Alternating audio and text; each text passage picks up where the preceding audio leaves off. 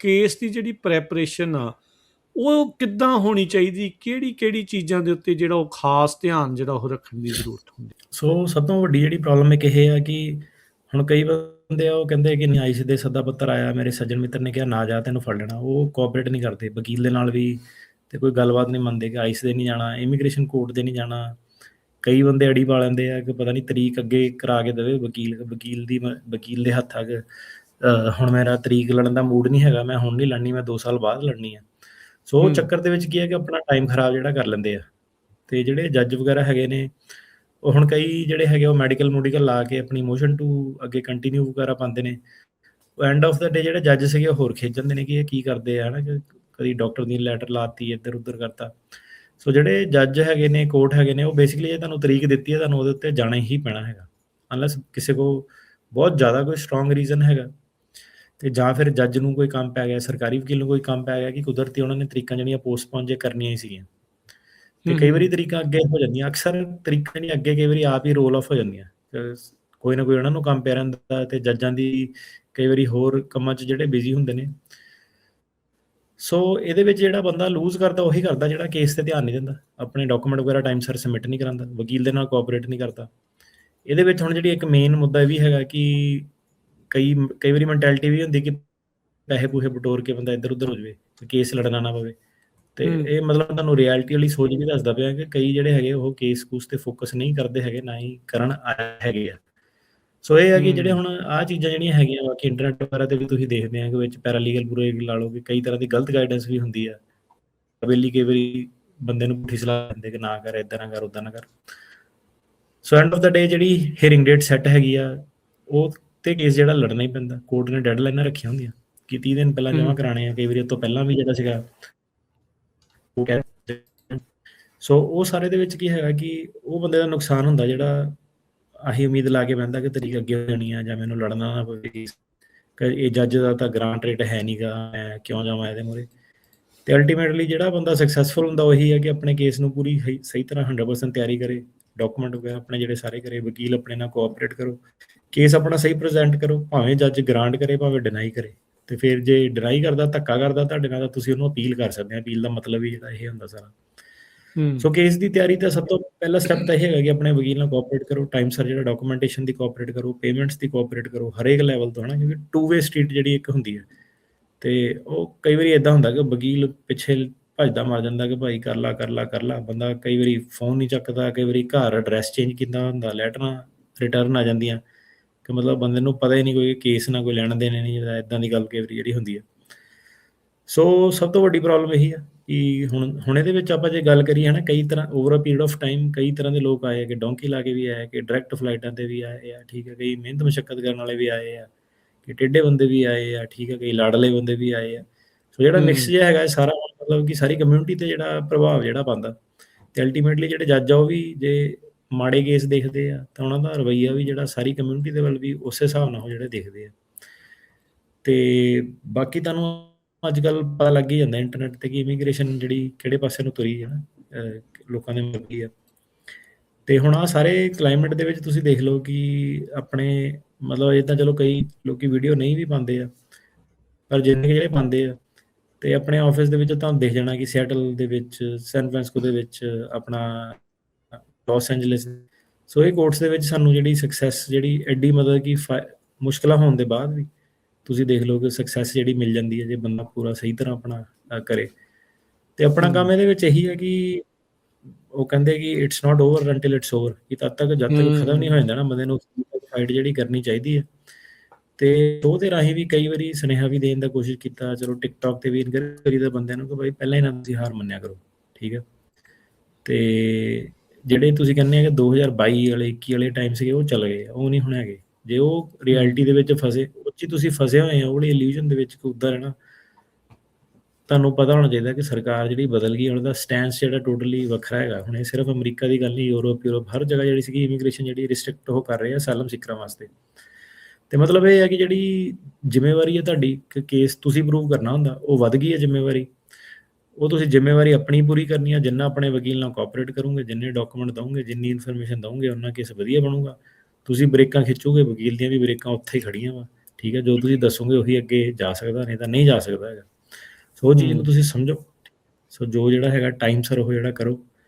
ਤਾਂ ਮੈਨੂੰ ਇਹ ਚੀਜ਼ ਨਹੀਂ ਸਮਝ ਆਈ ਕਿ ਸਾਰਾ ਜਿਹੜਾ ਸੀਗਾ ਦੁਨੀਆ ਜਹਾਨ ਦੀਆਂ ਚੀਜ਼ਾਂ ਕਰਕੇ ਬੰਦਾ ਆ ਕੇ ਇਮੀਗ੍ਰੇਸ਼ਨ ਲਾਇਰ ਮੂਹਰੇ ਕਿਉਂ ਬ੍ਰੇਕ ਲਾਉਂਦਾ, ਠੀਕ ਹੈ। ਤੇ ਇਹ ਵੀ ਹੁਣ ਜਿਹੜੀ ਚੀਜ਼ ਤੁਹਾਨੂੰ ਦੱਸ ਰਿਹਾ, ਇਹ ਤੁਹਾਨੂੰ ਮਤਲਬ ਉਹੀ ਆ, ਮੈਂ ਆ ਕੇ ਜਿਹੜੀ ਸਿੱਧੀ ਗੱਲ ਜਿਹੜੀ ਡਾਇਰੈਕਟ ਕਰ ਲੈਂਦਾ ਹਨ। ਤੇ ਕਈ ਨਹੀਂ ਵੀ ਕਰਦੇ, ਡਰਦੇ ਵੀ ਹੈ ਕਿ ਝਾਕਾ ਯਾਰ ਪਤਾ ਨਹੀਂ ਲੋਕਾਂ ਨੇ ਬੁਰਾ ਮਨਾ ਜਾਣਾ, ਇੱਦਾਂ ਹੋ ਜਾਣਾ, ਉੱਦਾਂ ਹੋ ਜਾਣਾ।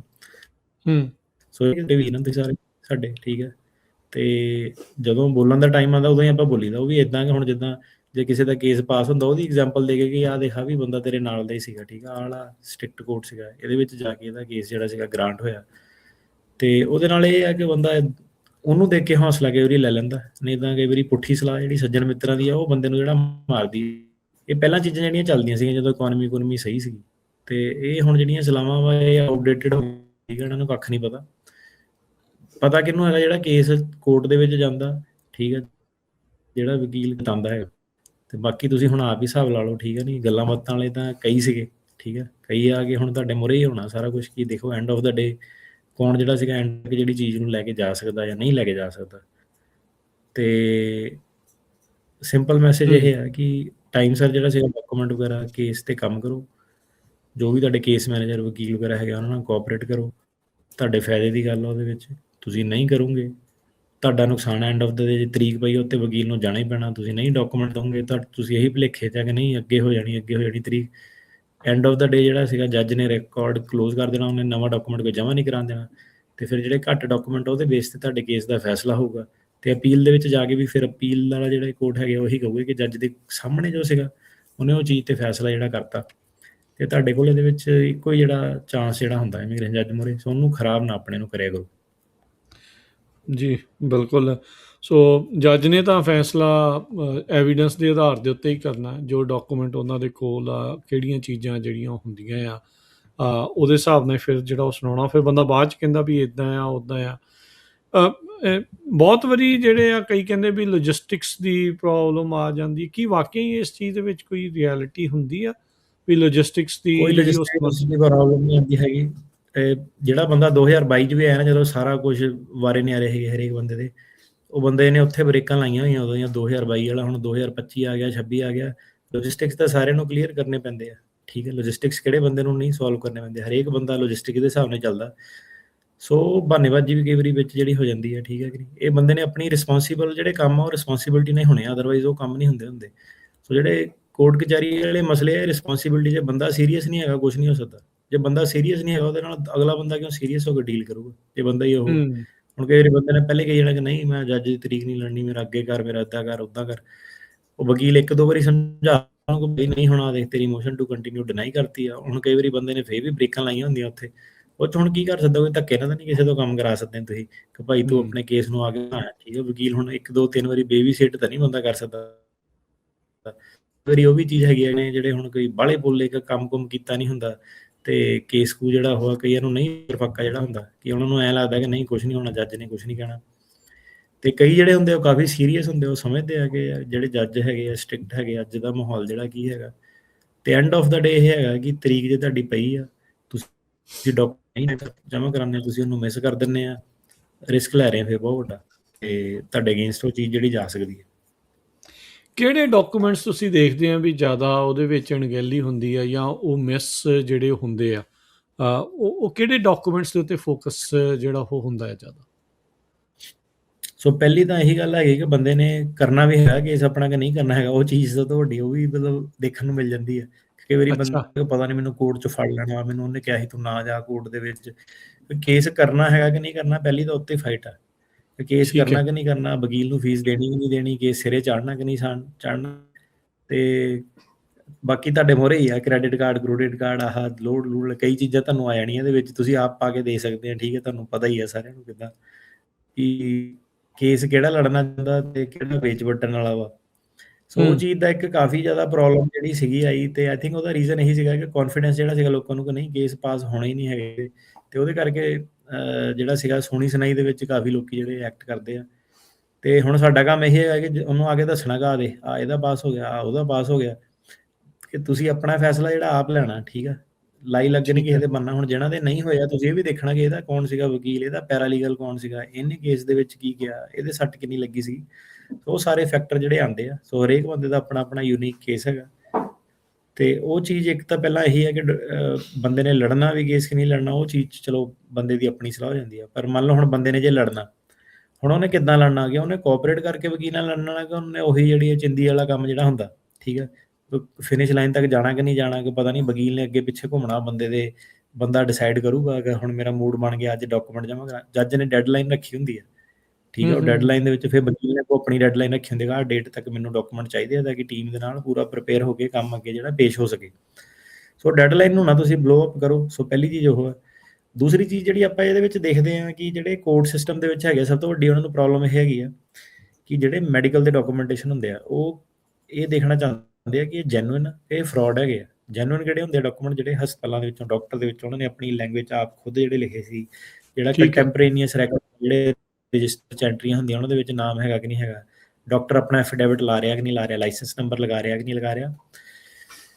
ਜਿਹੜੇ ਡਾਕੂਮੈਂਟ ਹੁੰਦੇ ਨਕਲੀ, ਜਿਹੜਾ ਇੱਕ ਪੈਰਾਲੀਗਲ ਵਿਚੋਲਾ ਜਿਹੜਾ ਉਹਨੇ ਨਕਲੀ ਜਿਹੜੇ ਮੈਡੀਕਲ ਲੈਟਰਾਂ ਤਿਆਰ ਕੀਤੀਆਂ ਹੁੰਦੀਆਂ, ਇੱਦਾਂ ਦੇ ਵੀ ਇਮੀਗ੍ਰੇਸ਼ਨ ਨੇ ਸੈਂਪਲ ਰੱਖੇ ਆ। ਨਕਲੀ ਲੈਟਰਾਂ ਦੇ ਢਾਂਚੇ ਜਿਹੜੇ ਮਿਲਦੇ ਹੁੰਦੇ ਆ, ਟਾਈਪੋ ਦੇ ਵਿੱਚ ਹੁੰਦੇ ਆ, ਗ੍ਰਾਮਰ ਮਿਸਟੇਕ ਹੁੰਦੀਆਂ ਉਹਦੇ ਵਿੱਚ, ਸੇਮ ਇੱਕ ਲੈਟਰ 'ਚ ਸੇਮ ਦੂਜੇ ਕਲਾਇੰਟ ਦੀ, ਤੀਜੇ ਕਲਾਇੰਟ ਦੀ, ਚੌਥੇ, ਮਤਲਬ ਕ੍ਰਾਸ ਦੀ ਅਟਰਨੀ ਜਿਹੜਾ ਸੀਗਾ ਮੈਡੀਕਲ ਲੈਟਰ ਦਾ ਵੀ ਉਹਨਾਂ ਨੇ ਕਾਈਂਡ ਆਫ ਮਾਰ ਕੇ ਅੱਗੋਂ ਫੈਕਟ ਪੈਟਰਨ ਅੱਗੋਂ ਉਹਨਾਂ ਨੇ ਰੱਖਿਆ ਕਿ ਇਹ ਸਾਰੇ ਜਿਹੜੇ ਕਿਉਂ ਜਿਹੜੇ ਹੈਗੇ। ਸੋ ਉਹਦੇ ਵਿੱਚ ਚੇਨ ਆਫ ਚੀਜ਼ ਹੁੰਦੀ ਹੈ ਕਿ ਡਾਕੂਮੈਂਟ ਆਏ ਕਿੱਦਾਂ ਬੰਦੇ ਦੇ ਕੋਲ, ਇਹਨੂੰ ਕਿਵੇਂ ਦਿੱਤਾ ਸੀਗਾ ਡਾਕਟਰ ਦੇ, ਕਿੱਦਾਂ ਡਾਕਟਰ ਕੋਲ ਜਾਣਕਾਰੀ ਆਈ, ਡਾਕਟਰ ਦਾ ਬਈ ਖਾਤਾ ਜਿਹੜਾ ਉਹ ਕੀ ਕਹਿੰਦਾ ਹੈਗਾ, ਤੇ ਬੰਦੇ ਤੱਕ ਕਿੱਦਾਂ ਜਿਹੜੇ ਪੁੱਜਦੇ ਹੋਏ। ਹੁਣ ਕਈ ਲੋਕੀ ਉਹ ਤਾਂ ਐਸਟੈਬਲਿਸ਼ ਕਰ ਦਿੰਦੇ ਆ ਸਾਰਾ, ਡਾਕਟਰ ਗਵਾਹੀ ਵੀ ਦੇ ਦਿੰਦੇ ਆ, ਉਹਨਾਂ ਦਾ ਤਾਂ ਕਲੀਅਰ ਆ।